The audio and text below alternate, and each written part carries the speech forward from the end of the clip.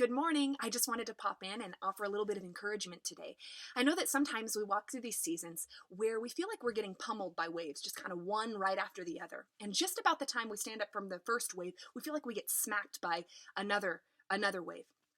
And that can just feel absolutely overwhelming and just pretty discouraging. Sometimes when we get in these places, we do a couple of things. We go to this place where we believe that we are just kind of a victim to our circumstances. And we get in these places where we completely forget who we are in Christ. We forget that we are more than conquerors because of whom we belong to. We forget that we are victorious because we have Christ dwelling inside of us, the same God who defeated death dwells with us, but yet we get in these circumstances that we like, oh my goodness, I am totally screwed here. Pardon my language. And we think there is no way I can get out of this, but yet Jesus got out of death. So, and we just completely forget. We become a victim to our circumstances, whatever we're walking through. And there's another perspective. I found myself there last week where I had just had enough. I just felt like I couldn't stand up anymore. Things were just so discouraging. And I had been texting back and forth with a couple of friends of mine and who really in this season helped get my gaze fixed back on Jesus instead of the things that continued to happen to me. And then I started to have a few days where I felt like more like a victorious whiner. So one day I'd be like, I'm more than a conqueror. I got this. And then the next day it's like, oh my gosh, why is this all happening to me? How am I going to get out of this? I'm not capable. I'm not strong enough. And then I go back to victorious. So I'm a victorious whiner. But anyways, as I was going through this, I just decided I have got to get my head set on straight somehow to get my gaze fixed off my circumstances onto God. So I came into this closet right here. That's why I'm in my closet right now.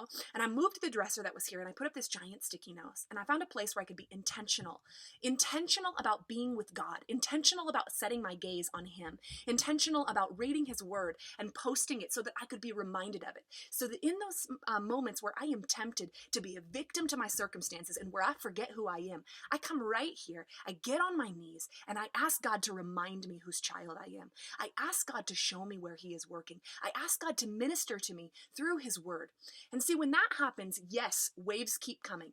I stopped asking this week for deliverance, and I started saying to God, thank you for whatever it is that you are working in my character and in my faith right now. Because surely you are faithful. Surely you are good. And you promise that all things work together for the good of those who love you and who are called according to your purposes. And I am one that is counted among those. And so God, thank you that you are working good right now. I pray, Jesus, that whatever it is that right now you want to speak to me, that you want to teach me, that you want to do in my character, I am open and willing. And in the moments that I'm not, Jesus, would you strengthen me and help me to be willing? And see, here's the deal. You and I want to be conquerors. We want to be victorious. We love to be women and men who are perseverant and full of endurance, but we don't want to sit in situations that make us grow those things. We don't want to have to walk through something that we have to endure so that we would have endurance. We don't want to have to persevere through anything, which is where we get the character trait of perseverance. We don't want to be more than conquerors because you know what the truth is? We don't ever want to be in a battle. The second we get in, when we say, deliver me, deliver me. We want to have strength, but here's the deal. We don't want to do the work to get the strength. We don't want to do the work to get the strength. See, a weight builder has to go to the gym and work their weights day in and day out, day in and day out. And I realize you might be thinking, well, she probably doesn't really lift weights. How does she know? Well, I used to, but I need to get back to that. I just want the strength. I look constantly, I want the strength. I just don't want to do the work.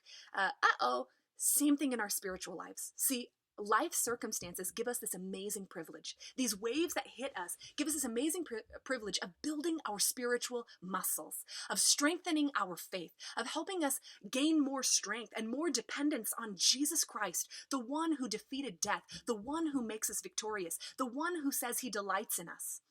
And I just wanted to remind you today that maybe you need to go carve out an intentional space where you can get on your knees before God and be reminded that He is with you, and be reminded that this same God that defeated death, He can take you in the midst of all of those waves and He can teach you to surf. You can wave ride with Jesus.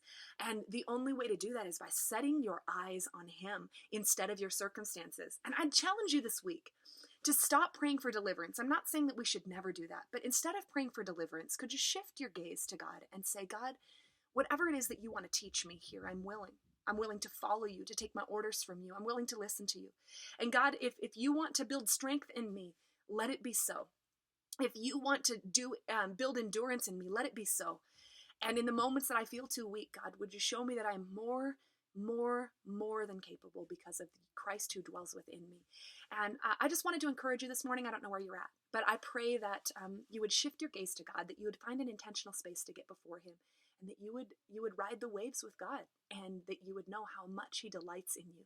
I hope you have a wonderful week.